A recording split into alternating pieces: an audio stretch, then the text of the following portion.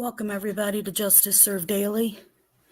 We are covering the probable cause affidavit that is for murdered 1-year-old Oaklee Snow. I promised that we would go over this, and so we're going to look at this now. And I am going to go ahead and make sure this is pulled up. So, make sure you can see that well. I don't know if that looks okay for you guys. I'm going to try to make it full screen. Hopefully you guys can see that better.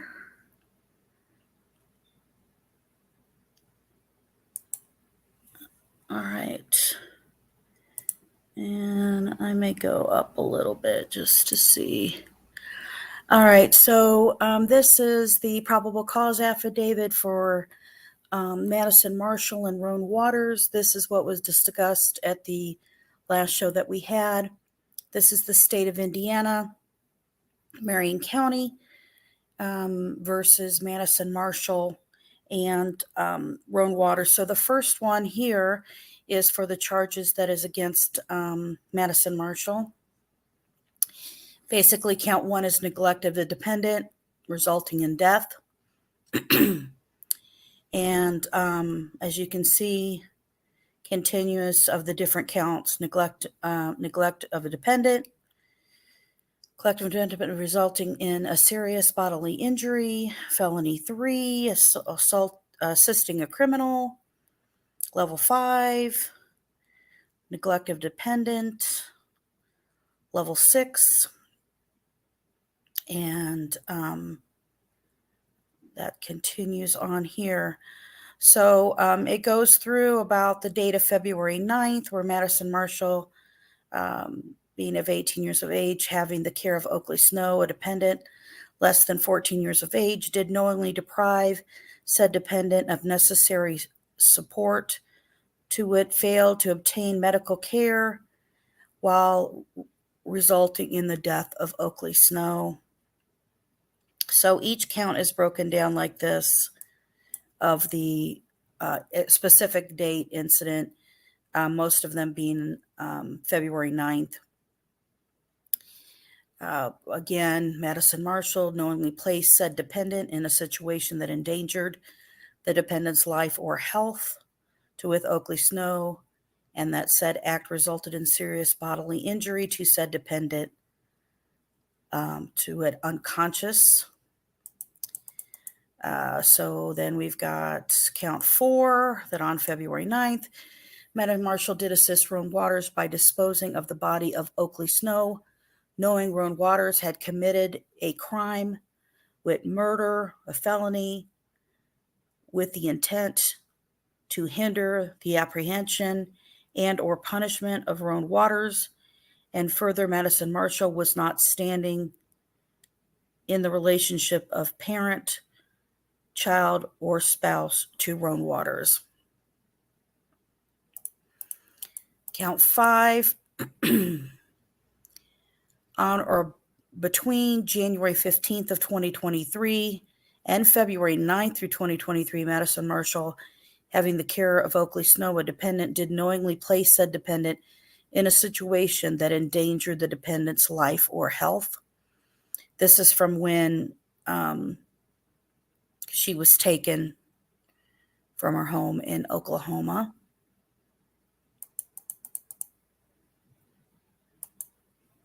Count 6, on or about January 15th, February 9th, having the care of CS, which is the little brother of Oaklee.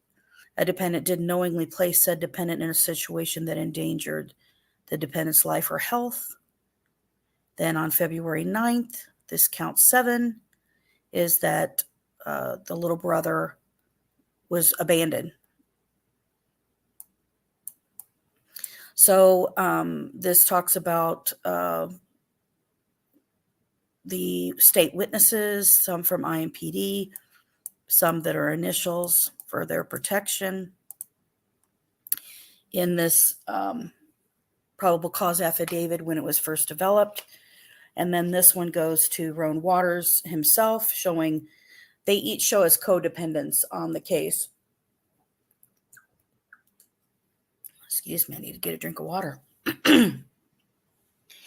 Trying not to have a coughing fit. Roan Waters, as you can tell, his count 1 was murder. Then he also has a neglect of a dependent in addition on here. And defendant resulting in death, neglect of a dependent resulting in death, neglect of a dependent resulting in serious injury, battery resulting in bodily injury to a person less than 14 years of age. And then again, continuance of neglect of dependent. February 9th, Roan Waters did knowingly kill another human being, to wit, Oaklee Snow. February 9th, 2023, Roan Waters, being at least of 18 years of age, having the care of Oaklee Snow, a dependent less than 14 years of age, did knowingly place said dependent in a situation that endangered the dependent's life or health and resulted in the death of Oaklee Snow. Again, February 9th, again, the care of Oaklee Snow, less than 14 years of age, deprived said dependent of necessary support to what failed to obtain medical care and which resulted in the death of Oaklee Snow. Again, February 9th, for Oaklee, did knowingly place said dependent in a situation that endangered the dependent's life, of health, and in serious, resulted in serious body injury. 18 years of age, did knowingly touch Oaklee Snow, a person under the age of 14, in a rude, insolent, or angry manner by throwing Oaklee Snow, resulting in bodily injury, that is bruising. January 15th through February 9th, placed a dependent in situation endangering her life or health. And January 15th through February 9th, this is the little brother, excuse me, that endangered the dependent's life. Again, this is abandoning the child. And you can see that here again. Same witness list. So I'm going to go through most of this to highlight what information that we think, is really most important, that I'm sure you would want to know. So Nicholas Hubbs is the police detective who filled this out for IMPD. And this goes through his information and his title. And then, as you know, when we went through some of this, that the grandmother, Christine Cooper, on Madison Marshall's side of the family, shared with us some of this details was not quite correct. And then there's information, obviously a lot of information, that was also missing, that Christine Cooper updated for us. So this part I do want to share. This is the date on October 26, 2022, talking about the date in which Oaklee and herself were abused. So this part goes into, talks about Marshall alleged that Waters had struck her 1.5-year-old daughter, Oaklee Snow, and they give the date of her birth, in the face during an altercation that day prior, which would mean that happened on October 25th. So Waters then hit Marshall in the head when she attempted to intervene with the assault. And so the deputies of this, arrived there at the residence in Cromwell, Oklahoma, and attempted to make contact with them. Waters had answered the front door and asked the deputies if they had had a warrant. Before they could answer, he had slammed the door in their faces, and the deputies attempted to explain through the closed door the purpose of their presence, that they were there for the welfare check. But Waters had yelled at them to, as you can see, get the F out of here. As the deputies returned to their marked police vehicles, a blue-colored SUV pulled up next to them. They identified the multiple occupants inside to be Marshall, Oaklee, and Marshall's 3-month-old son, CS. You'll see CS a lot. That's who that is. And Waters appeared to see Marshall's interaction with the officers and exited from the residence. He immediately began yelling so that the deputies could no longer hear what the occupants of the SUV were saying. He also began playing loud music. So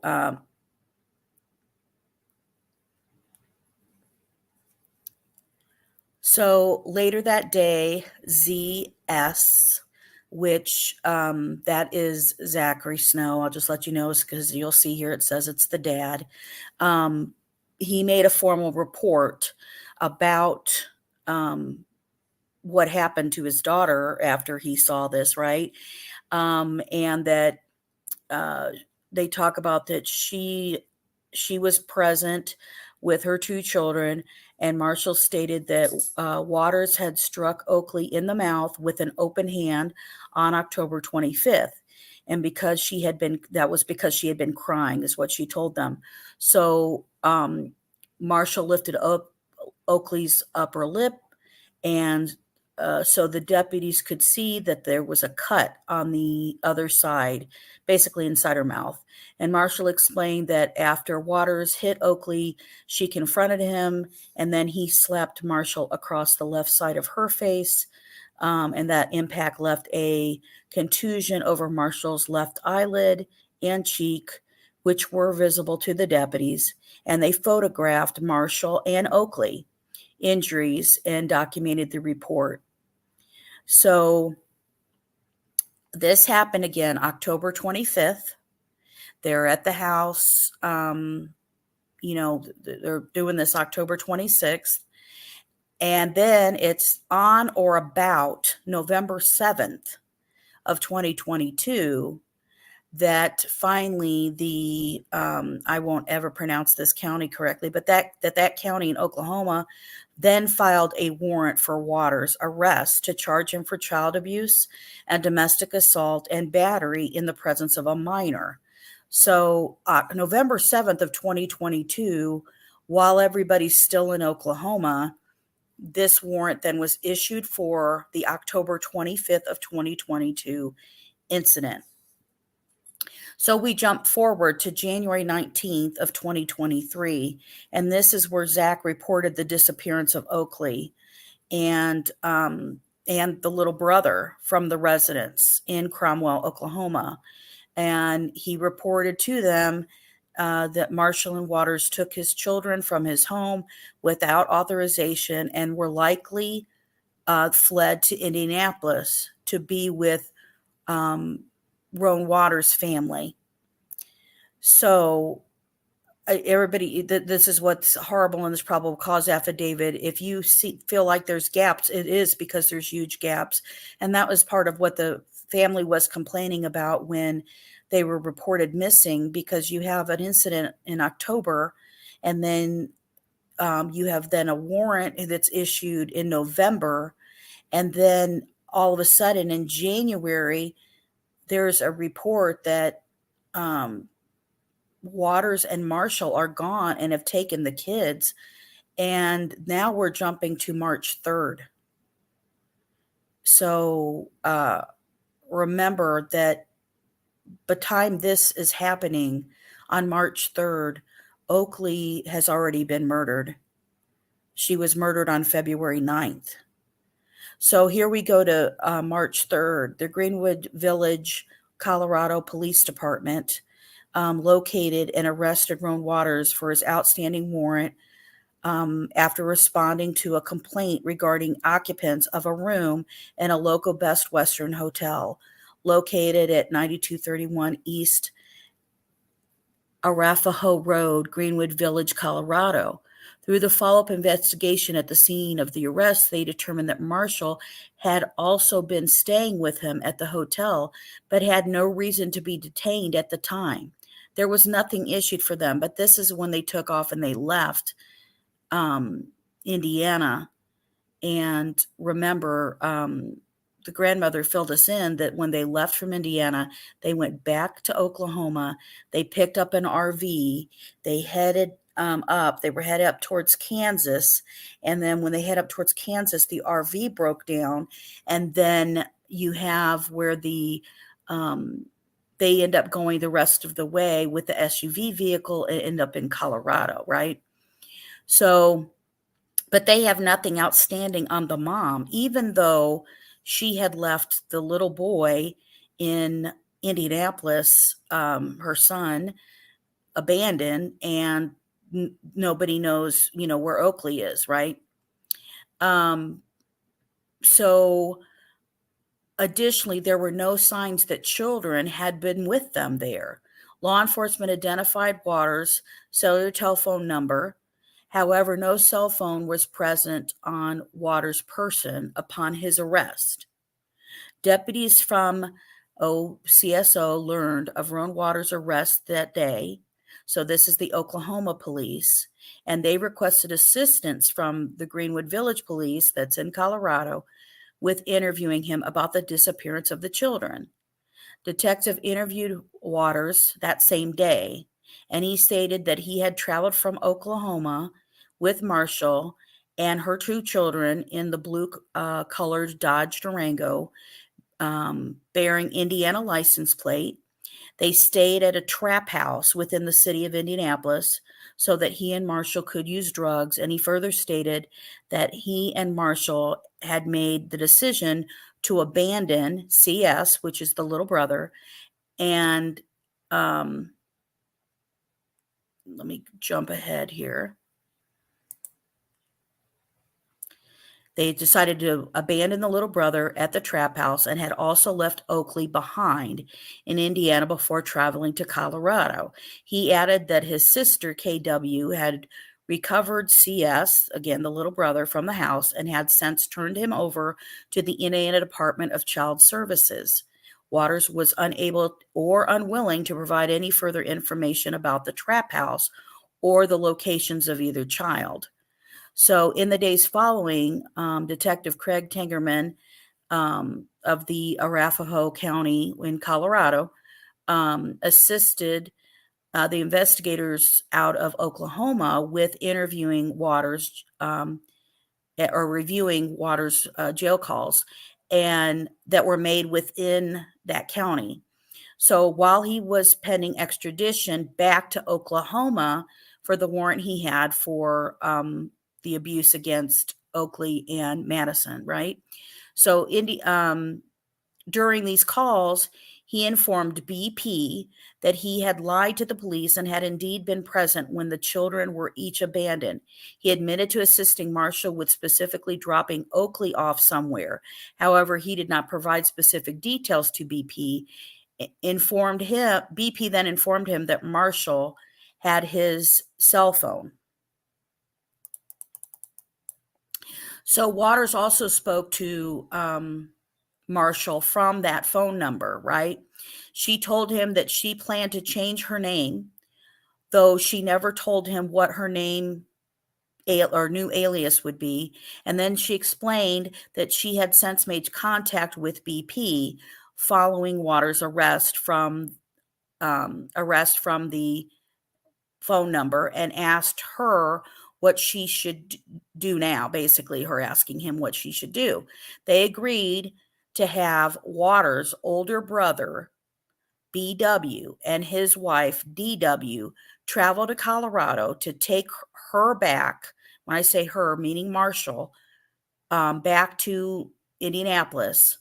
Marshall explained that BP was coordinating these plans with BW and DW on her behalf, and there was no discussion to the whereabouts of Oaklee or CS, the little brother.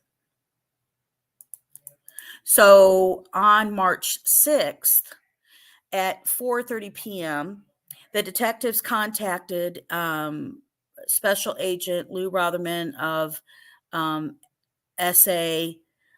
Rotherman of the Indianapolis office of the FBI to report about findings from them, believing that Oaklee and CS to be in extreme danger. Remember, guys, this is March 6th. She was killed February 9th. And February 9th is when the DPS had already picked up Oaklee's little brother.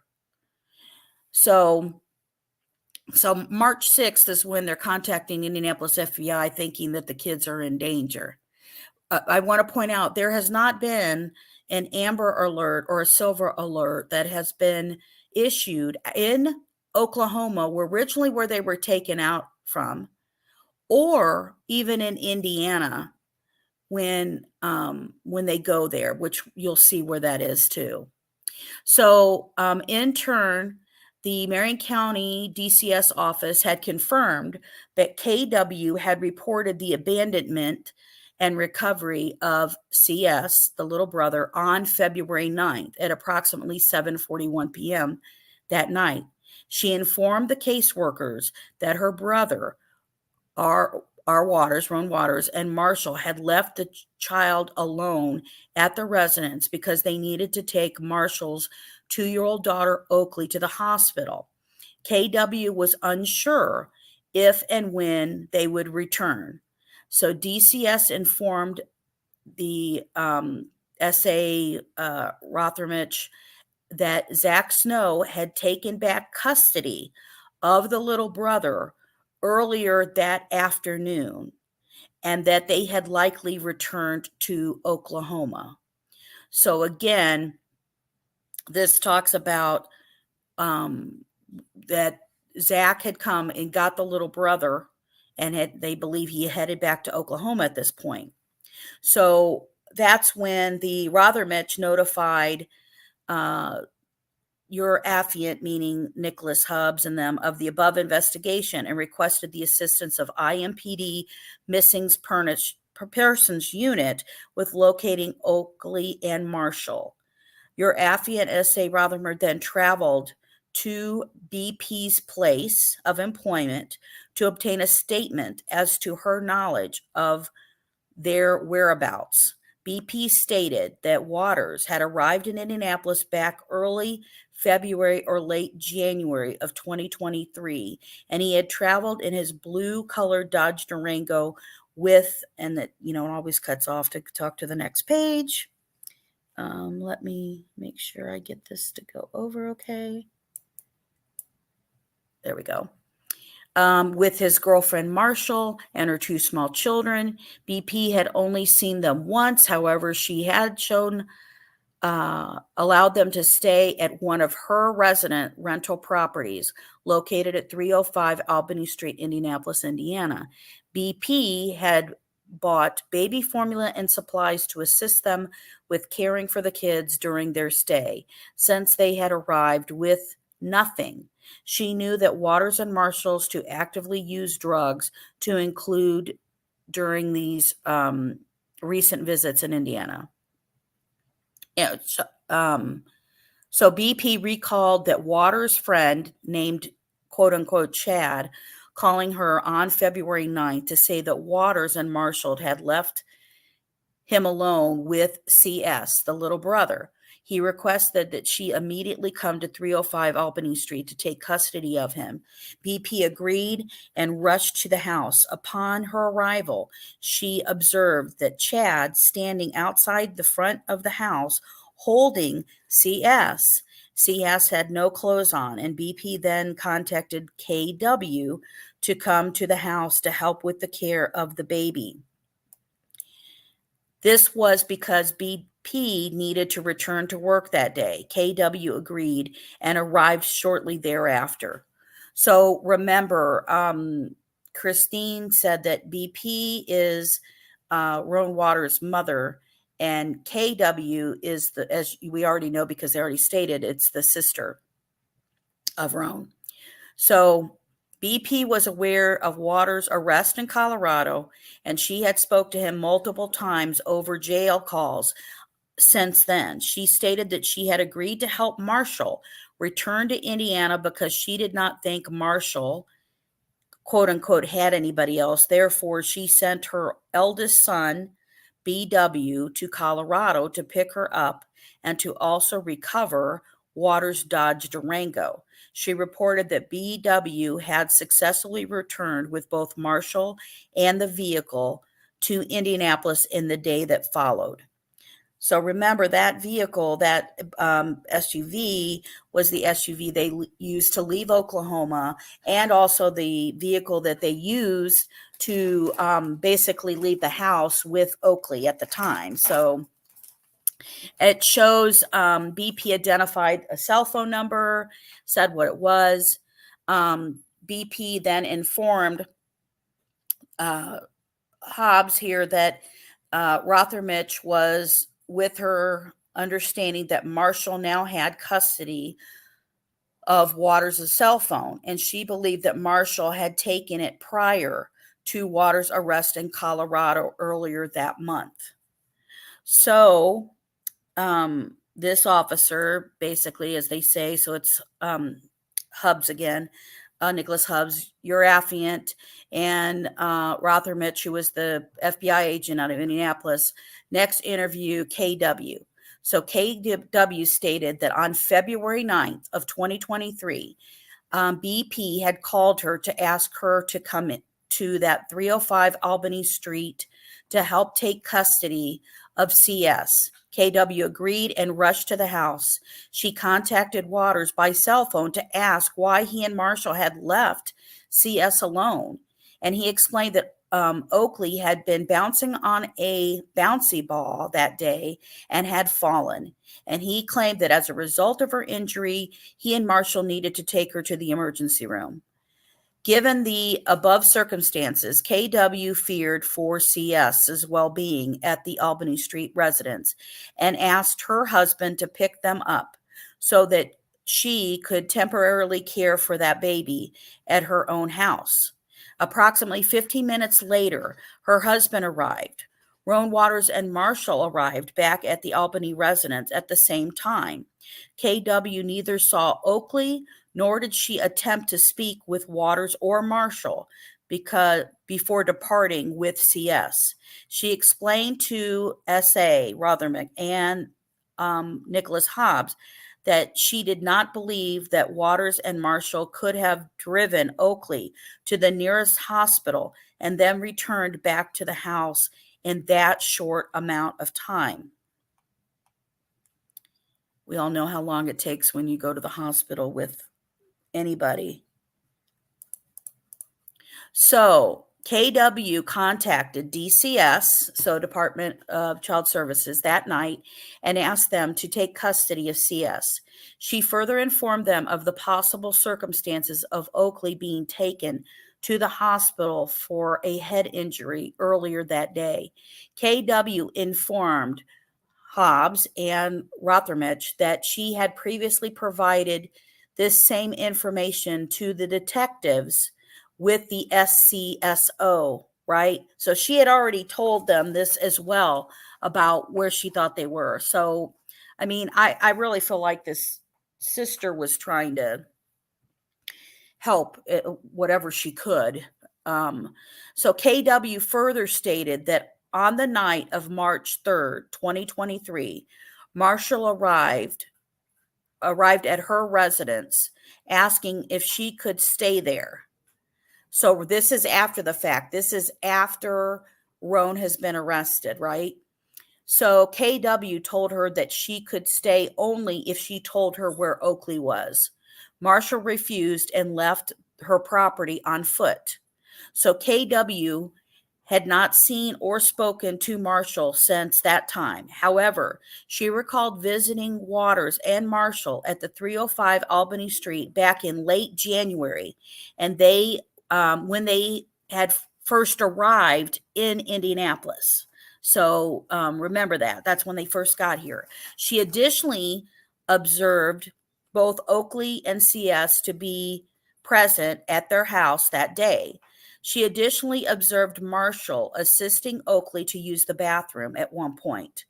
Wilkerson saw bruising along Oaklee's legs. She immediately confronted Waters and Marshall as the source of Oaklee's visible injuries. Waters and Marshall both became extremely defensive and ordered her to leave their house. So basically, KW sees bruises when they first get into town on that, when Marshall is trying to help Oaklee go to the restroom, and she confronts him, and, they're like, get out. Since Oaklee's disappearance, KW made efforts to find out what happened to her. She stated that she had visited multiple nearby hospitals, all of which were unable to confirm if Oaklee was even a patient. She also spoke with the neighbors of 305 Albany Street about any information that they may have had about that day that Oaklee was last seen. One unidentified nearby resident stated that he had last observed Waters and Marshall leaving the home with what looked like a child wrapped in a blanket. He stated that the child did not appear to be moving, talking, or crying. KW informed Hobbs and Rothermich that both Waters and Marshall had told her that they had voluntarily chosen to give up Oaklee in Indianapolis.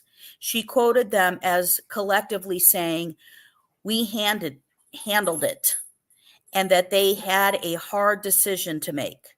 They were unwilling to provide any further details as to how they had given her up or where she was now. KW believed that they had likely harmed Oaklee and that she was in extreme danger. It should be noted that Rothermich identified Community South Hospital, located at 1402 East County Line Road in Indianapolis, Indiana, and Riley Hospital for Children, located at 705 Riley Hospital Drive in Indianapolis, Indiana, as the most logical places. But Waters and Marshall could have taken Oaklee if she was suffering from a severe physical injury. Rothermich verified through the security offices of both hospitals that Oaklee was never a patient there, and that they had not located a 2-year-old white female abandoned there in 2023. Wilkerson identified Waters' close friend and roommate at 305 Albany Street as a black male known as Tennessee. She stated that Tennessee was present at the house on that day Oaklee disappeared. Through further investigation, Hobbs was able to identify Tennessee as CM. So now remember that this person who's being identified is going to be called CM, but also is called Tennessee. So on March 7th of 2023, Hobbs and Rothermich interviewed CM after locating him at the 305 Albany Street. CM stated that he had been friends with Waters and recalled where he, Marshall, Oaklee, and CM had moved into the house back in late January of 2023. CM intermittently resident at the residence at that time. He described Waters and Marshall's as avid drug users. They typically snorted heroin, which would cause them to be non-functional for prolonged periods of time. He further described Waters and Marshall's care towards the children as relatively inattentive. They rarely, if ever, had them, and instead would place them in front of the TV for the majority of the day. He never saw them provide the children with any love or affection. However, CM did also observe bruising on Oaklee's leg prior to her disappearance. So CM remembered seeing Oaklee earlier in the day on February 9th. She walked up to CM when he first entered the 305 Albany Street that morning, and she allowed him to pick her up. However, CM noticed that she was wearing makeup around her eyes and mouth. He had never seen her wear makeup before, and it appeared that it had been applied by an adult. He also noticed a line going from her bottom lip to her chin that resembled a bruise. CM stated that he had left the house and did not return until later that day. This was the last time that he saw Oaklee. Later that day, CM observed Waters briefly arrive at BP's nearby place of employment. CM was also visiting there at the same time. Waters seemed in a rush and somewhat frantic. He left after briefly conversing with BP. CM then went to visit with B. Waters, who he was also close friends with. He remembered that B. Waters receiving a call from BP later that afternoon in which she seemed extremely upset. B. Waters responded by saying, "I don't know what the F Waters has going on, but you all need to deal with it." B. Waters then hung up the phone. CM stated that B. Waters could not tell him what the call was about that day and had since become much more distant towards him. Later that night, CM returned to the 305 Albany Street. He witnessed both Waters and Marshall there without either of their children. Both of them seemed high on drugs to the point of being incapacitated. CM identified one of his cell phone numbers. And so Hobbs and Rothermich interviewed CM, member of the IMPD and FBI Indianapolis Violent Crimes Task Force, executed a search warrant at the 305 Albany Street following the Marion County Superior Court's granting of a warrant. Upon the completion of CM's, next page, above statements, your affiant and Rothermich returned to the resident to participate in the search. He observed numerous baby items on the first floor of the residence. This included clothing, toys, playpen, rocker, unused diapers, and other child care items.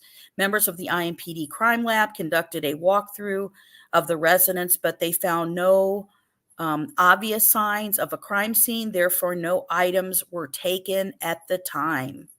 Nothing taken, guys. Detective Parrish of IMPD Missing Persons Unit and Hobbs both separately interviewed a nearby neighbor of the 305 Albany Street. She informed both of us that she had observed a cleaning crew or work company arrive at the residence sometime in February. The crew painted as well as moved items out to include a roll of carpet. They worked late into the night from what she recalled, and she was unsure of exactly what date this had all transpired on, but she was confident that it transpired at the 305 Albany Street on or around the Super Bowl. But she stated that if the police were there looking for evidence of something, that it was probably gone now. So now, March 8th, 2023, Marion County Sheriff's Department, right? Authority warrants seize and review historical call logs on the cell phone history for, and it shows the phone numbers and who, authorizing ping verification issued to track in order to assist law enforcement with locating Marshall, who had then believed now had custody of Waters' phones. So on that same day, They also authorized a warrant to seize and search the Dodge Durango that had been previously registered and used by Roan Waters. Members of the IMPD and FBI recovered it from outside of the home address of B. Waters. Upon law enforcement's arrival, B. Waters' wife, D. Waters, informed them that she had just thoroughly cleaned out the vehicle's interior and the day before. She explained that she had done this because the Dodge had smelled overwhelmingly like animal feces. The IMPD transported the vehicle to the IMPD's Animal Control Center for temporary holding in lieu of the search. So IMPD Missing Persons Unit initiated the physical search of the Dodge Durango that day. Detectives used a K9 handler. Anthony Weaver first walked and certified a cadaver-smelling canine around the exterior of the vehicle. The dog indicated that human remains may have been inside of the Durango. IMPD's crime lab unit then searched the interior. They located what appeared to be dried blood splatter in the rear compartment of the SUV. Crime lab physically removed the cushion material and submitted it for IMPD property room for holding. So on March 9, 2023, Hobbs and the Rothermich interview DW. She was aware of law enforcement's investigation into the whereabouts of Oaklee. DW stated that she had joined BW on the trip to Colorado earlier that month to transport Roan Waters' Dodge Durango back to Indianapolis. BP paid for her and BW to fly out on or about March 2nd of 2023. Upon their arrival, they took a ride share to a Best Western hotel where they came into contact with Marshall. Marshall gave them the keys, and the three of them then drove back to Indianapolis.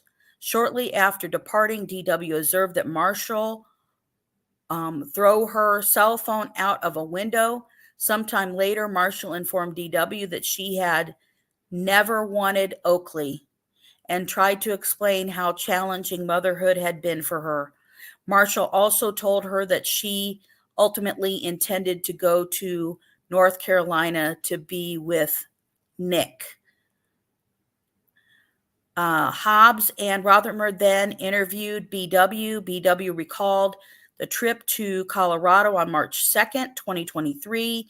Upon their return to Indianapolis with Marshall, BW stated that he had dropped Marshall off near the intersection of Troy Avenue and Shelby Street. BW got back in contact with Marshall on March 4th of 2023. She did not have a phone, but he was able to find her hanging out at a nearby business. BW informed Hobbs that he picked her up around 5:30 p.m. that evening and drove her to the Greyhound bus station located in downtown Indianapolis. Your affiant, which is Hobbs, knows that the address to be 350 Illinois Street, Indianapolis, Indiana. BW further stated that he had paid about $180 in cash for her to have a one-way ticket to Fayetteville, North Carolina. The departure time was 7:30 p.m. that night. BW described that Marshall as having changed her hair color to black and only having a couple of bags with her when she left. He was unaware of her contacts or current whereabouts in North Carolina. BW recalled receiving a phone call from CM on or after January 7th of 2023. On that day, CM informed him that Roan Waters and Marshall had taken Oaklee to the hospital to be treated for some kind of injury. However, BW explained that he was done with Roan Waters by this date due to an altercation that had transpired between the two of them days earlier. BW recalled this earlier occasion when he had previously arrived at the 305 Albany Street to visit with Roan Waters. At that time, he observed bruising on Oaklee. BW stated to your affiant that he immediately attacked Roan Waters, who he confidentially believed was responsible party for these visible injuries. The two briefly fought before BW left the property. However, BW never attempted to call the police or DCS over what he had observed that day. So basically, there's a fight between the brothers that Roan Waters' brothers, like, he sees that he injured Oaklee, and so now they're in a fight. After the fight, BW and R. Waters stopped speaking to each other. The next time that BW heard from him was in the early afternoon hours of February 9th, 2023. He received a text from Roan Waters that simply stated, "Bro, I need you." BW stated that he did not reply or inquire further into what Roan Waters needed help with that day. That's the day that Oaklee was murdered. On March 12th, 2023, S.A. Rutherford interviewed ZS, so Zachary Snow, over the phone, and that Zach informed him that Marshall had a close friend that likely resided in Fayetteville, North Carolina. He provided her name for possible follow-up. On or about this same day, AT&T returned the sought records of Waters' cell phone number. FBI Special Agent Nicole Robertson reviewed the returned records and determined that the number had numerous incoming and outgoing calls with CM's identified cell phone number and BP's cell phone number that afternoon and night of February 9th of 2023. So Robertson, Special Agent Robertson, also identified the number as having made a single outgoing call. Now, this is important. The single outgoing call to 911 on February 9th of 2023 at 1:43 p.m. Affiant has since been able to determine through IMPD dispatch that the call was disconnected before an operator could answer, but the operator quickly attempted to call that number back, but there was no answer or return call. So we're going to learn that Marshall, when Oaklee got hurt, she stated she tried to call 911 and he hit her hand to knock the phone out of her hand. They didn't answer while she's had the phone, but IMPD saw that this number tried to call 911. They call back. They're like, "Oh, nobody answered when we called back, and there wasn't a return call." That's it. They don't ever send any officers out to the address to see what happened. So then they just jump to this next line that says, "Furthermore, there was no collected location history for the number between 2:30 p.m. and 4:30 p.m. that day." Well, those are the times that they went to take Oaklee out where they hid her body. To add the historical call log records, this number showed it making multiple outgoing calls to CM number between 1:45 and 2:09 p.m. on February 9th of 2023. These calls immediately followed the attempted call to 911 at 1:43 p.m.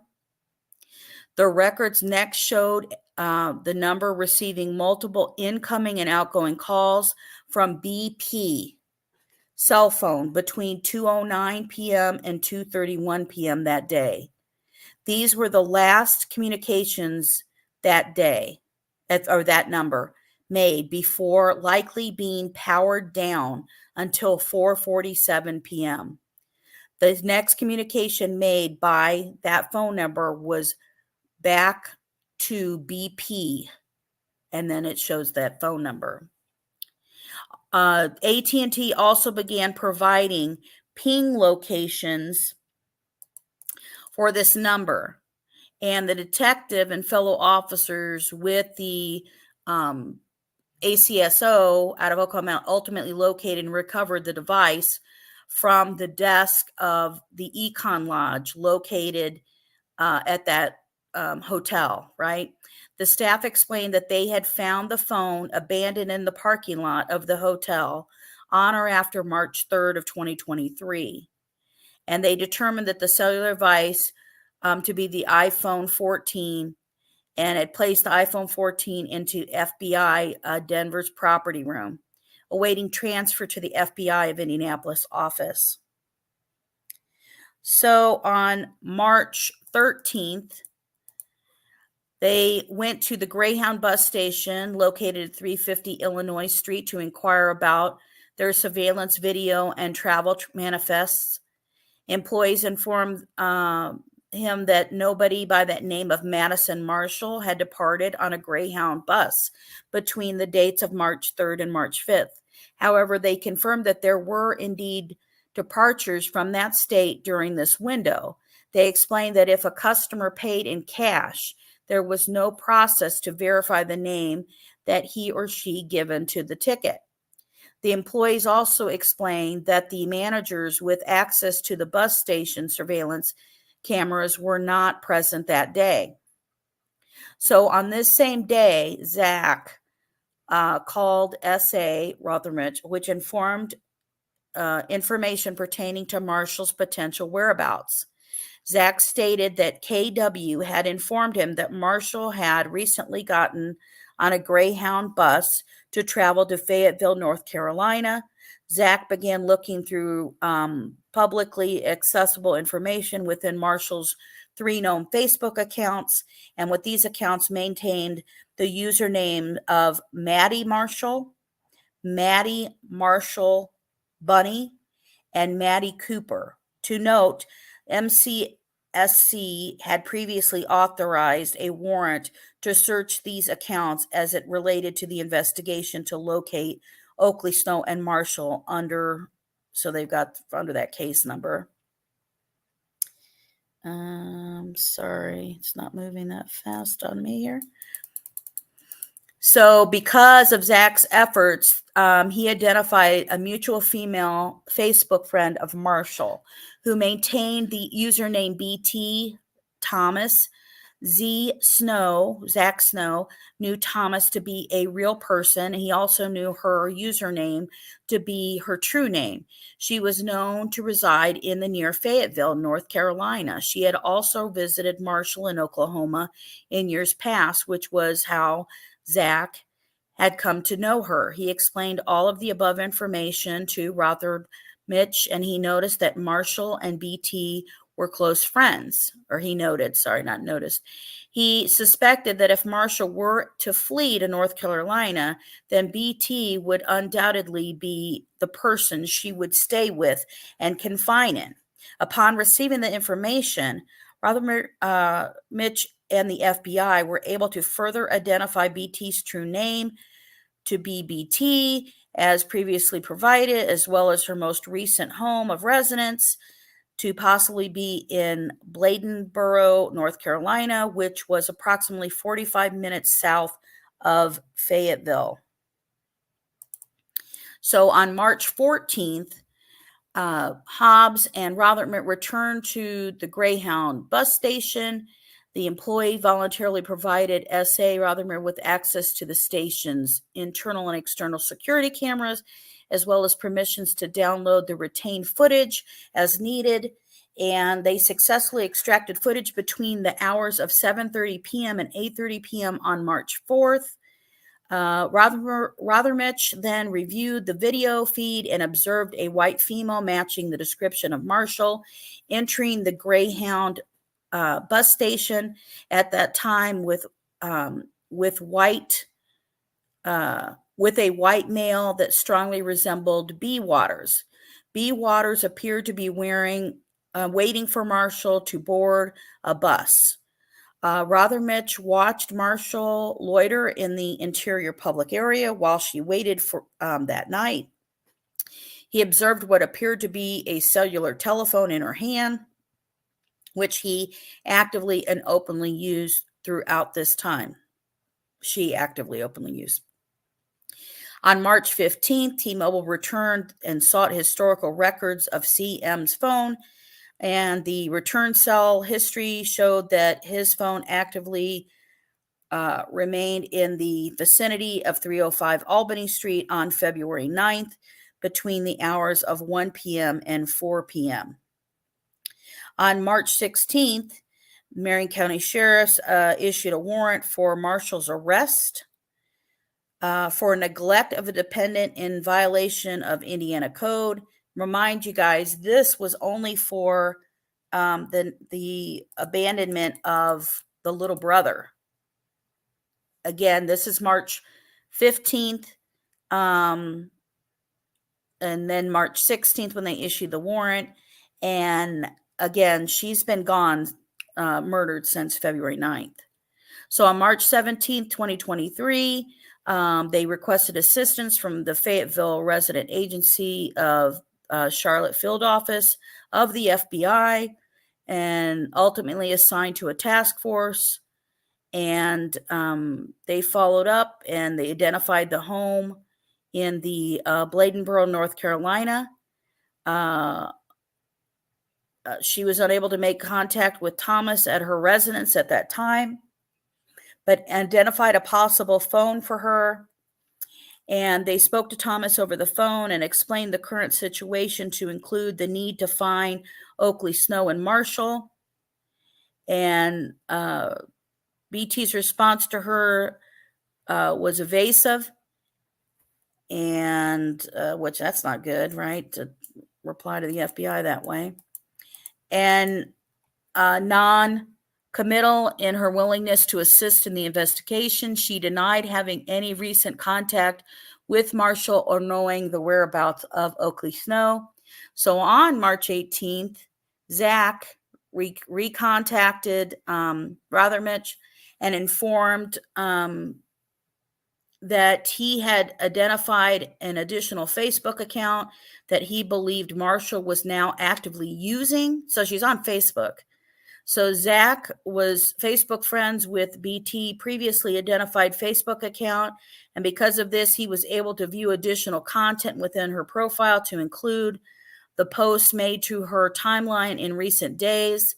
And Zach provided to Rothermich with screenshots that he had taken on his phone of BT's timeline. The screenshot showed a post to it on March 4th from a Facebook account maintaining the username Bunny Cooper. The post specifically stated, text me ASAP. Zach stated that he was confident that the Facebook account belonged to Marshall. He explained that Bunny was a nickname that BT exclusively used for Marshall. Furthermore, Cooper was Marshall's father's last name and her former maiden name. So on March 23rd of 2023, members of the FBI Charlotte Field Office, Fayetteville Resident Agency located Marshall at BT's confirmed residence. Upon her arrest, the special agents presented Marshall with her Miranda's rights, and Marshall said that she understood her rights and voluntarily waived them by signing, right? Marshall ultimately told them that Roan Waters had killed Oaklee at approximately 1:30 p.m. on February 9th of 2023. Marshall had been in the kitchen of 305 Albany Street, Indianapolis, Indiana, when Roan Waters entered holding Oaklee. Oaklee was no longer wearing clothes and was not responsive. Roan Waters initially tried to put her in the bathtub to immerse her in cold water in the hopes of reviving her. When that failed, Roan Waters wrapped Oaklee in a pink and black colored blanket that had hearts on it and put her in a rear passenger seat of the Dodge Durango. Before departing, he informed Marshall that he had intended to take Oaklee to the hospital. Marshall stated that she tried to call 911 as Oaklee appeared to be dying, but Roan Waters struck her hard enough to knock the phone out of her hand. He then disconnected the call. Marshall stated that upon Roan Waters' return, approximately 1.5 hours later, he only had the blanket that Oaklee had previously been wrapped in, and he stated that he had left her naked body in the woods. Roan Waters informed her that he had taken Oaklee to his grandparents' property in Martinsville. He further explained that he had laid Oaklee's body in the woods somewhere on their property. Marshall stated that it could have been in an abandoned house, either on or near the area, based on her recollection of Roan Waters' explanation that day. And in the days that followed, Marshall said that she was unfamiliar with his family outside of his mother and siblings. She claimed that she had neither met our Waters grandparents nor had she been to the Martinsville address. So Marshall's above statement, the FBI determined that day that Roan Waters did indeed have family that currently reside in Martinsville, Indiana, and they identified the property owners, LS and WS, with registered properties at a Red Bud Lane, Martinsville, Indiana, and a Sedgwick Road, Martinsville, Indiana. Ruthermich and Hobbs traveled to that location that night and made contact with LS and WS, and they confirmed of those locations, these addresses. The residence was located just north of their home within the same property boundaries and had been previously inhabited by WS's parents before they had died decades earlier. LS and WS explained that they now owned both properties. So Ellis stated that he was Roan Waters' step-grandfather when Roan Waters, BW, and KW were children. They had come to their home many times at the Bud Lane and played in the woods around the property. LS and WS had not seen Roan Waters in years, though. They did not recall seeing or hearing from him in February of 2023. They also did not observe a Dodge Durango on their property in February or any time thereafter. However, they explained that their property between Red Bud Lane and Sedgwick Road was over 20 acres and heavily wooded. They said it was possible that he could have been on either of the property during that time without their knowledge. They had never seen Oaklee and were unaware of her disappearance. So LS and WS provided verbal consent for the investigators to search the property at the Red Bud Lane and the Sedgwick Road, and they assisted, the police assisted, and deputies from Morgan County, Indiana, were unable to locate Oaklee that night. So on April 4th of 2023, Ruthermich spoke with KW. He asked her if she had any family residing in Martinsville, Indiana, and she immediately named LS and WS and their residence on Red Bud Lane. She stated that Roan Waters was very familiar with the property due to how often that they would play there as children.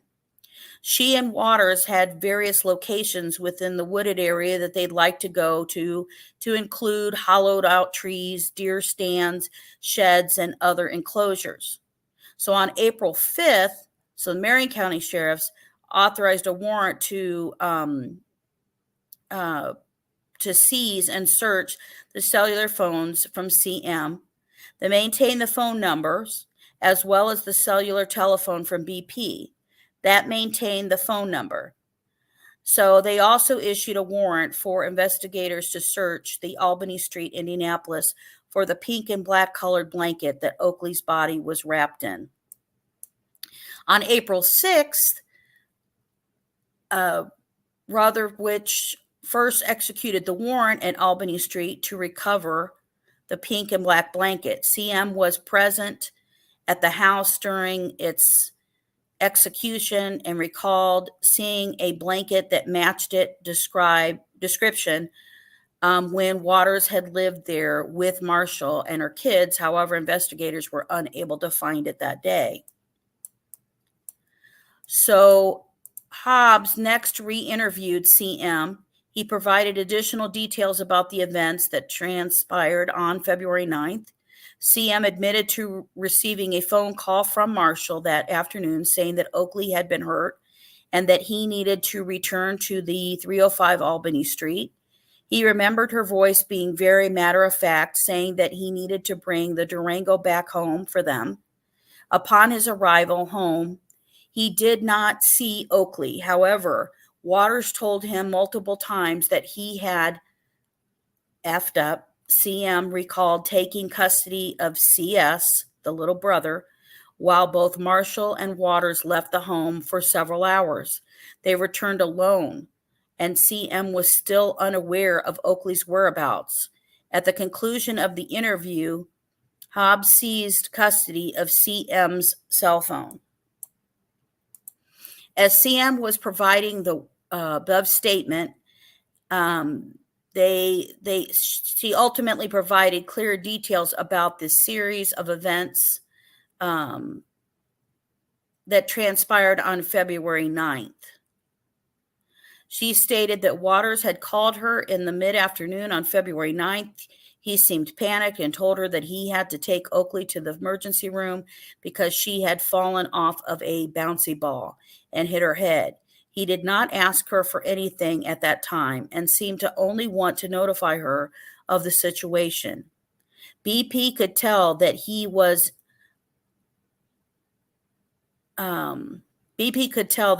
inside of a vehicle when he made the call because she could hear his voice echo as if he was currently sitting in a small enclosed place. She could also hear a female speaking to him in the background. She strongly believed that that female was Marshall and that she was in the vehicle with him. She could not recall if the female's voice also sounded panicked. BP then called CM, who told her that he was home alone watching CS. BP picked up CS up from CM at the Albany Street location. She brought the baby to her place of employment while she waited for KW to arrive to take custody of him. Hours later, Roan Waters called BP back. He stated that Marshall had made the decision to abandon Oaklee at the hospital. He provided no further details and became agitated when BP tried to question him further on this. Towards the conclusion, I just moved that way too much. Sorry, guys. Towards the conclusion of the interview, Rothermich asked BP if she had any prior knowledge to the circumstances of Oaklee's disappearance that she had not previously disclosed to IMPD or the FBI. Rothermich showed her the records from her cell phone, to emphasize the reoccurring and frequent contact she had with Roan Waters that day surrounding the likely time that Oaklee was harmed. BP denied knowing any further details, but believed it was possible that Roan Waters could have harmed Oaklee. So Rothermich next asked BP if she had members of her family secure the whereabouts of Marshall and return her to Indianapolis following Roan Waters' arrest in Colorado, because she feared that Marshall would report to the police what had actually happened to Oaklee. So Hobbs additionally asked if Marshall had confided to her information regarding Waters' culpability in Oaklee's demise, which was why Marshall was suddenly taken to the Greyhound bus station to ensure she left the state. BP admitted to buying a cell phone for her, meaning Marshall, before she left, but denied paying for the ticket. BP again denied any further knowledge as to what happened to Oaklee or where she was now. Hobbs next asked BP if she would be willing to take a polygraph test as to the truthfulness of her statement that day. BP initially agreed and then was introduced to the FBI Indianapolis certified polygraph examiner. Next page. Have you ever used the mouse and not, there it is, be able to see it? My gosh. Special Agent William Klein. BP then requested to consult with her attorney by way of phone call, which S.A. Rothermich granted. After a private consultation, BP informed Rothermich that she now declined to submit to the test. What a shocker. Rothermich then served her with the warrant to seize her cell phone. So following Hobbs and Rothermich obtaining these updated statements that day, they re-interviewed Marshall at the Harnett County, North Carolina jail. Marshall again waived her Miranda rights and voluntarily made a statement. Marshall initially had denied leaving the 305 Albany Street with Roan Waters on February 9th with Oaklee's body. However, she eventually admitted that she had indeed left with him to dispose of her remains. She recalled Roan Waters driving his Dodge Durango onto the highway from Indianapolis with the three of them in the vehicle. She remembered seeing a sign for Martinsville shortly before exiting the highway. She then recalled that Roan Waters motioning towards a residence along a road and telling her that it was his grandparents' house. They drove down multiple other roads until they arrived at what appeared to be a dilapidated, abandoned residence parked on top of a steep hill. Roan Waters parked his Durango not far from it on a surrounding gravel road and carried Oaklee inside through a window. Marshall remained in the vehicle while Roan Waters disposed of her inside of the building. She recalled seeing a white house nearby and a light-colored truck drive past her on the gravel road at one point. She further recalled a light blue-colored 1970 Ford Mustang convertible parked near the structure at the top of the hill. She did not remember seeing any walkway or path that led to the abandoned house from the gravel road. Roan Waters returned to the driver's seat a short time later and took her back to 305 Albany Street. She stated that when Roan Waters returned to the Durango, he informed her that he either put her inside or underneath a dresser. He then asked her if she knew where she was. Marshall responded that she thought she was in Martinsville and replied, that's all I need to know. During the interview, investigators asked Marshall, did you ever ask Roan to take her to the hospital? Marshall answered, at one point, yeah. And he told me that if we went to the hospital, I was going to go to prison, and I've never been to jail. I've never been to prison, and it's effing up. That's my daughter. Marshall returned.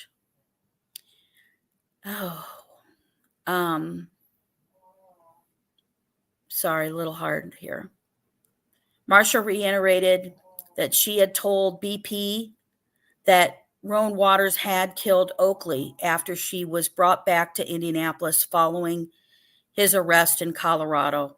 Marshall was brought to BP right away, and BP asked her what exactly had happened to Oaklee. Marshall told her that Roan Waters had killed her on February 9th at the 305 Albany Street, and that they had taken her to Martinsville to dispose of her body.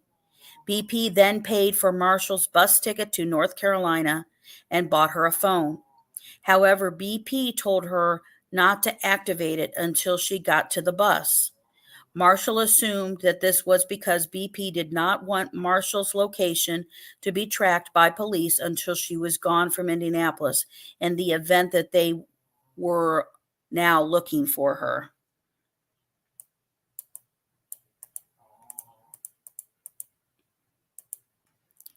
So Gravelswick provided Rotherwich with the details of Marshall's second statement.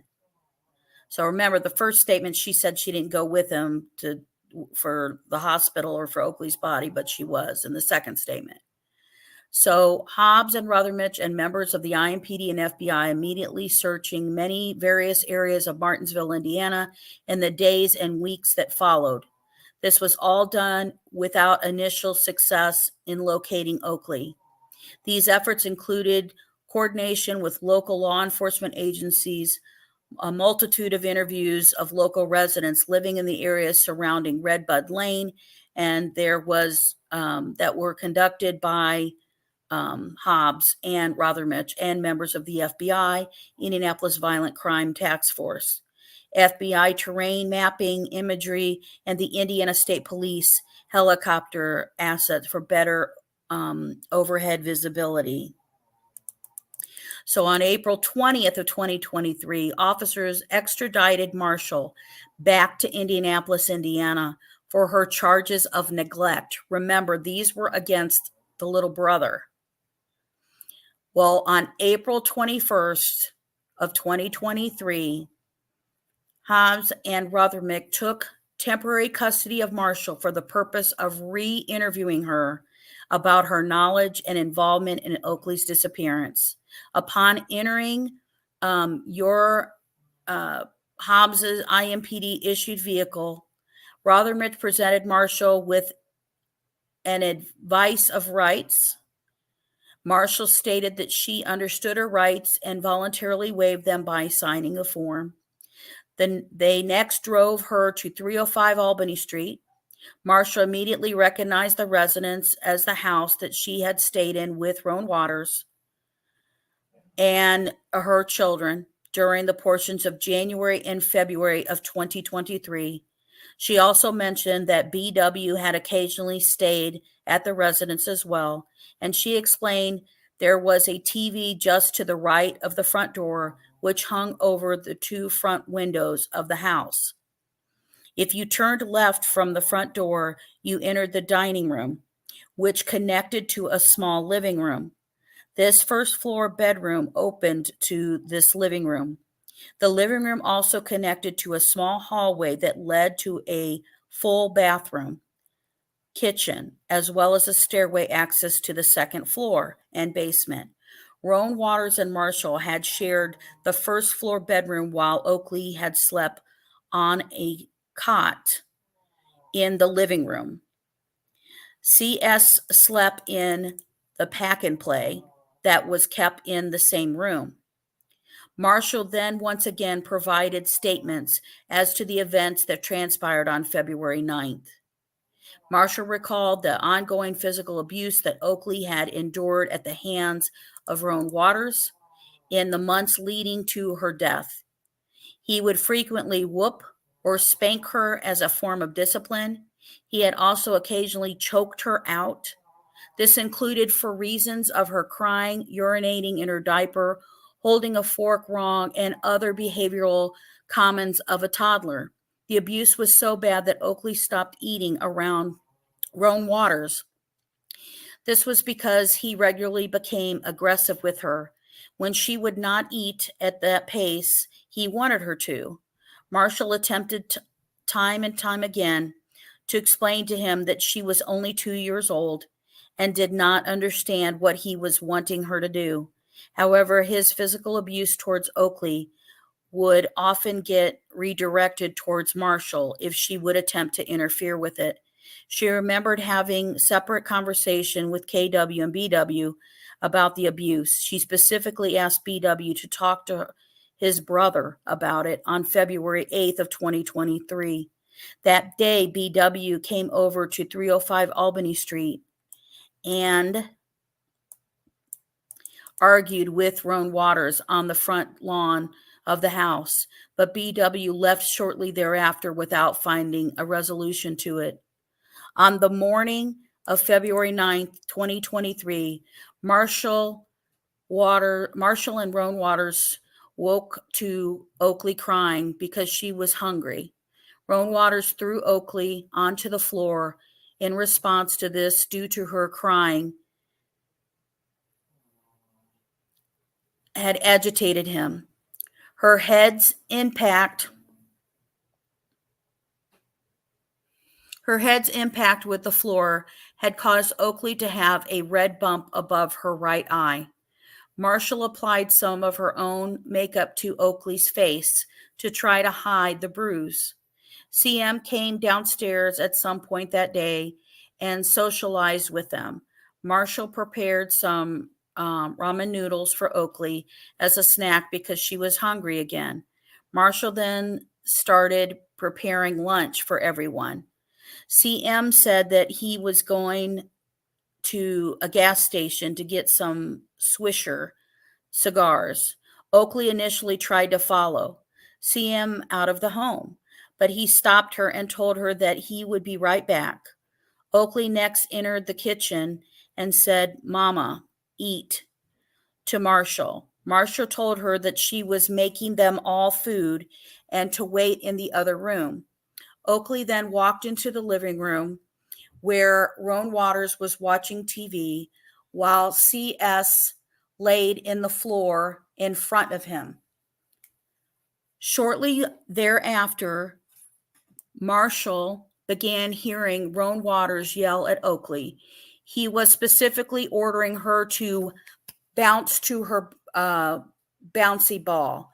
Marshall described the ball to Hobbs and Rothermich as being made of rubber and inflatable. It maintained a handle on top, which allowed kids to lightly bounce up and down as they sat on it. Marshall further stated that Oaklee had likely been too small to sit on it by herself. She recalled hearing Roan Waters' voice continuously get louder and angrier as he told her to bounce. Marshall yelled back at him multiple times to calm down and that Oaklee probably did not understand what he was wanting her to do. After the fifth and loudest time that he yelled at her, Marshall stopped what she was doing in the kitchen and walked into the living room. She observed Roan Waters standing over Oaklee as she sat trying to bounce on the ball. Roan Waters told Marshall to quit coming in there and sat back down on the couch. Marshall took his retreat as the matter being resolved, so she went back to the kitchen to prepare their meal. Marshall did not recall hearing anything else from the living room until approximately 10 minutes later. At that time, Roan Waters screamed for her twice. Marshall had never heard Roan Waters sound like that before. She immediately ran towards the living room. She met him in the hallway as he held Oaklee in his arms. She saw that Oaklee was not moving. Roan Waters continuously repeated without prompting that he didn't do anything and that it wasn't his fault. He initially refused to let Marshall take Oaklee from him and stripped her clothes. Marshall could see Oaklee's stomach and chest cavity extended as if she was trying to breathe. However, she observed what appeared to be a mix of blood and spittle dripping from her mouth when she tried to exhale, which created a gurgling sound. Oaklee's eyes remained closed throughout this time, and Roan Waters placed her in the bathtub and attempted to douse her in cold water to wake her up. When that failed, he brought Oaklee into their bedroom and handed her to Marshall. He observed Marshall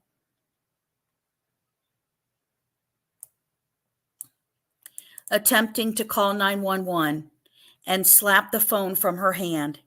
He then took control of the cell phone. Marshall could tell that Oaklee was dying. At this point, Roan Waters returned the phone to her and said, "Call Moncrief to tell him that something had happened to Oaklee and that he needed to come home. When he entered minutes later, he stated, "I knew I shouldn't have left."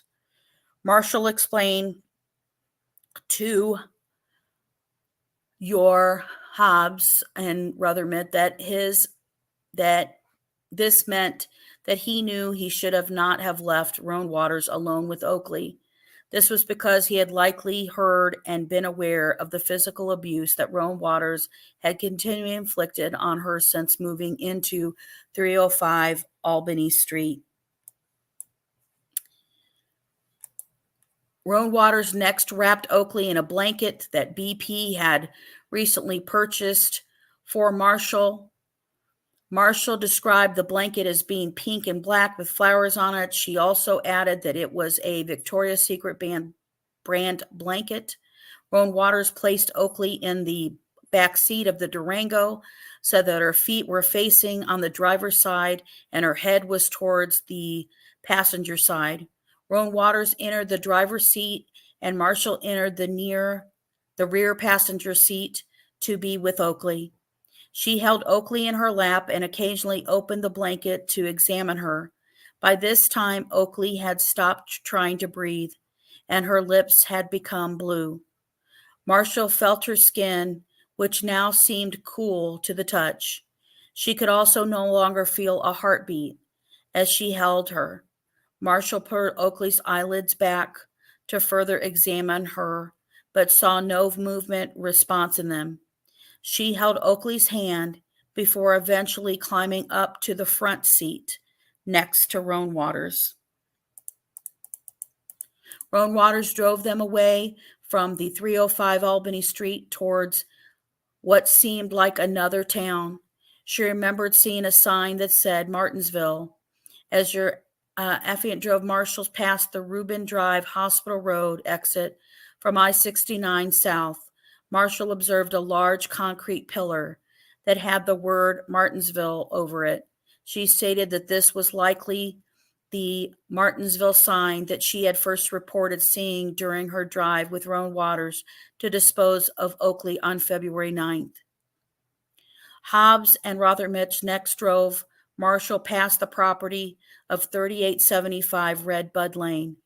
Marshall said the road seemed somewhat familiar, but did not positively identify LS and WS residence as the grandparents' house that Roan Waters had attempted to show her in February.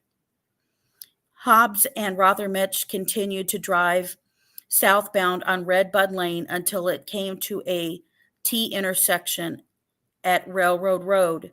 Marshall became excited and stated that she confidentially remembered this intersection. I'm sorry. That's why it didn't make sense. Confidently remembered the intersection. She advised Hobbs to turn eastbound on Railroad Row and then south towards the extension tree line. Following this, Marshall did not seem to recognize of the terrain features, residents, or roads that we traveled past. Marshall continued to provide details about the abandoned house where Oaklee was left as they drove. So Hobbs eventually turned onto 5800 block of South Bear Wallow Road, located in Morgantown, Indiana. Morgantown was directly south of Martinsville and only about 15 minutes from Red Bud Lane when searched on Google Maps. Hobbs and Rothermich directed Marshall's attention to a dilapidated wooden house that sat at the top of a steep hill near a gravel road. The gravel road led to two nearby residences. Marshall immediately stated, "Oh my God, this is it."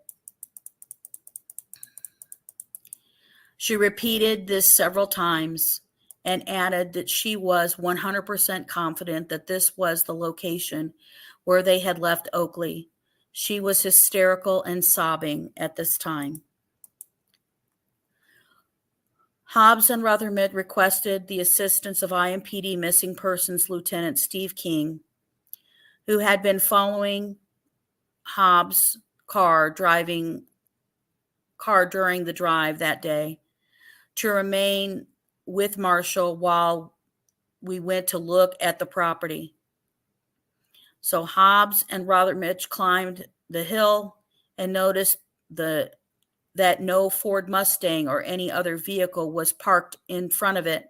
However, they noticed ruts along the nearby paved road at the bottom of the hill that showed that something heavy had been towed or dragged away from the premises at some point.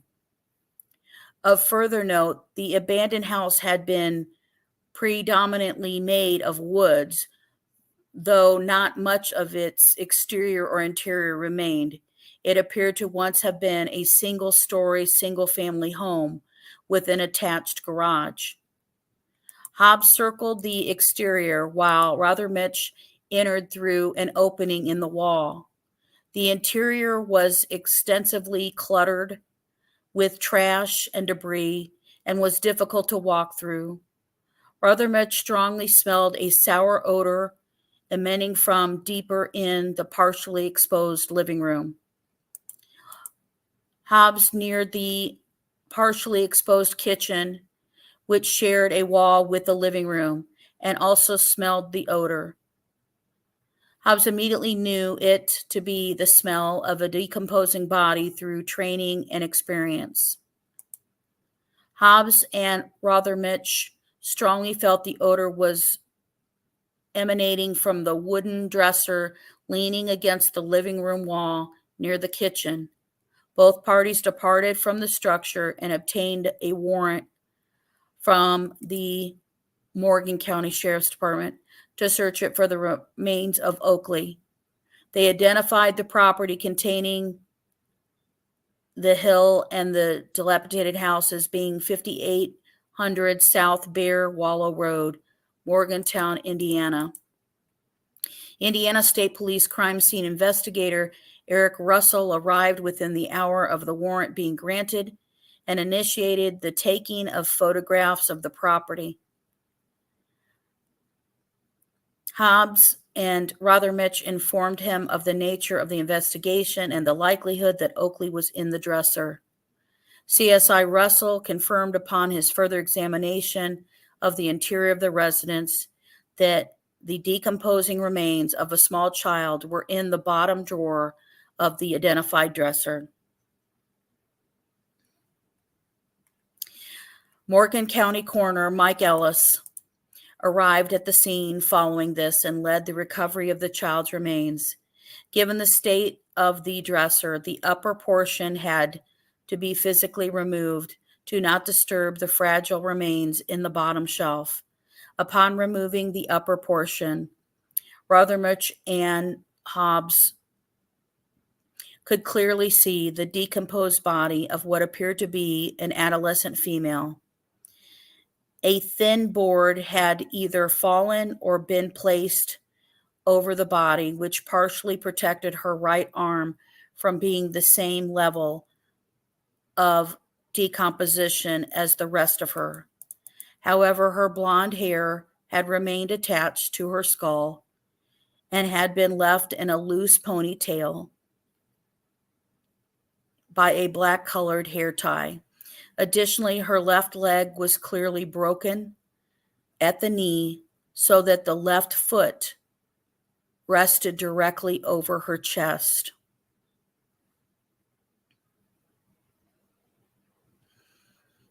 A blue and white colored sock was still worn on this foot.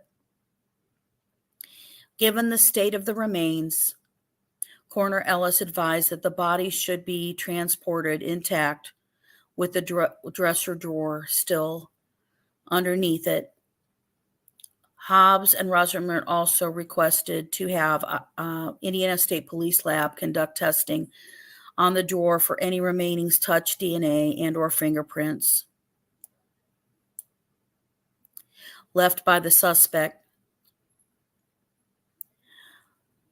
Coroner Ellis led the efforts to remove the drawer from the property and secure it in custody.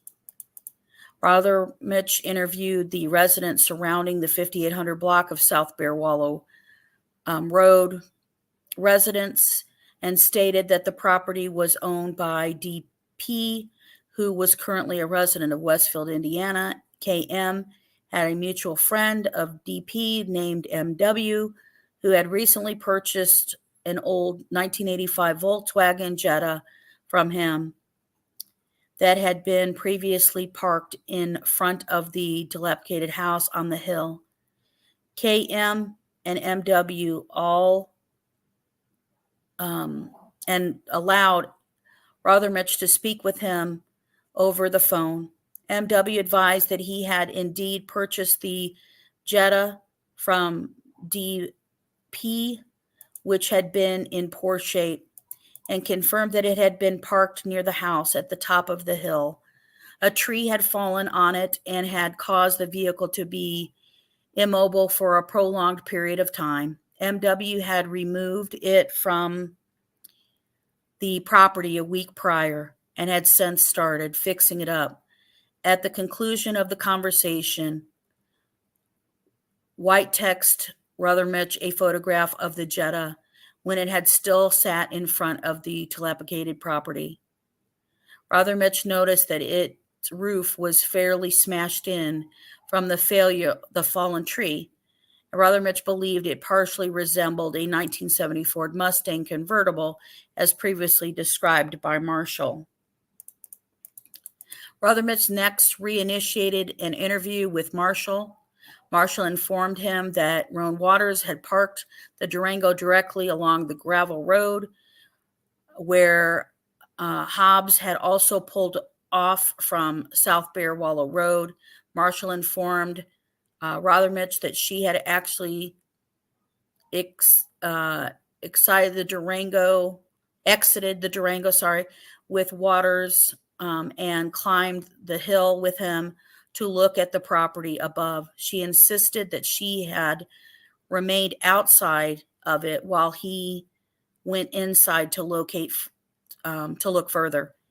But she clarified that this was why she had been able to provide such specific details about the car that had been abandoned in front of the house, which she would not have been able to see as clearly from the roadway. Her and Roan Waters then climbed back down the hill together. She re-entered the Durango as Roan Waters removed Oaklee from the back seat. Oaklee was still wrapped in the blanket as he carried her lifeless body over his shoulder, and restarted his ascent. Marshall stated that she did 2 hard lines of fentanyl to get as high as she possibly could after he left. He came back with just the blanket several minutes later. Roan Waters next asked her those questions as she had previously described. He also stated, "I don't need to kill you now," when he was confident that Marshall would not tell anybody what had happened that day. Roan Waters instructed her that their alibi was that they had left Oaklee at a hospital. Marshall explained that upon their return to Indianapolis, they both napped for a short while until they learned that KW had turned CS over to DCS. KW called Roan Waters on the phone to inform him that DCS was likely headed to Albany Street now to speak with him, and Roan Waters panicked and began packing their bags. He told Marshall that they were leaving Indianapolis that night. I'm sorry, guys. It's so upsetting. Regarding Roan Waters' family, Marshall reiterated that she did indeed tell BP that her son had killed her child. Marshall told her this after she was brought back to Indianapolis by BW and DW. BP responded by defensively telling Marshall that Roan Waters had just gotten out of prison and that she was not going to allow Marshall to put him back in it. BP then informed Marshall that she would buy her a bus ticket to wherever she wanted to go, with the expectation that she would not return to Indiana. BP also provided her with a cell phone and $200 in cash. Marshall agreed and accepted the payment before departing North Carolina, or departing for North Carolina. So Hobbs and Rothermich transported Marshall back to the criminal justice campus located at 875 Justice Way, Indianapolis, Indiana. And then on April 24th, 2023, your affiant, meaning Hobbs and Rothermich, attended the autopsy of the recovered adolescent female, which was conducted at the Morgan County Coroner's Office. Positive identified as and toxicology are currently pending. We know now that she was, was confirmed to be Oaklee. At the conclusion of the autopsy, CSI Russell collected the drawer as evidence, packaged and sealed it in a cardboard box, and secured it in the locked and secured area of the coroner's office. On April 25th, 2023, Hobbs, Special Agent Rothermich, returned to the Morgan County Coroner's Office and retrieved the drawer and transported it to the Indiana State Police Crime Lab in Indianapolis, Indiana, for further testing and examination. As you can see, as signed by, as he keeps calling it, says affiant, which is Nicholas Hobbs, April 26th of 2023.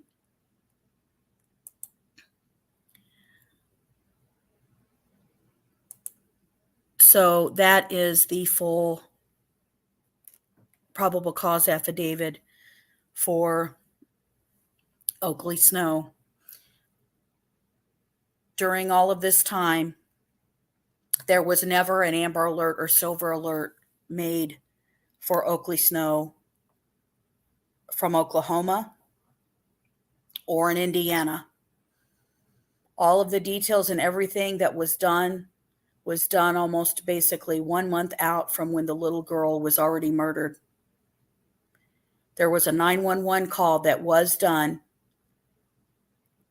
as a call going out for Madison to call 911 that the dispatch recognized enough to be able to call that number back on that day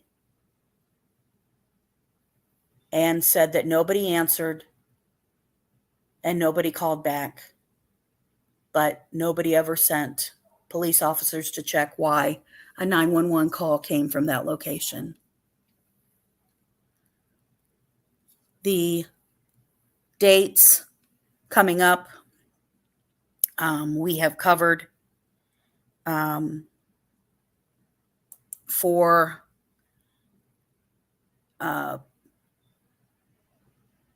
both Madison Marshall and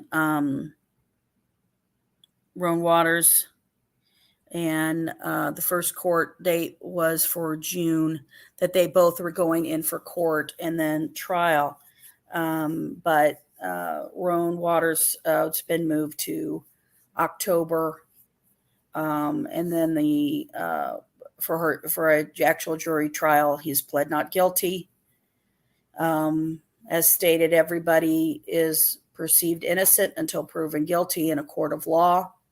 This is a probable cause affidavit that was written total by the IMPD office that had to do the search and obtained help from the FBI.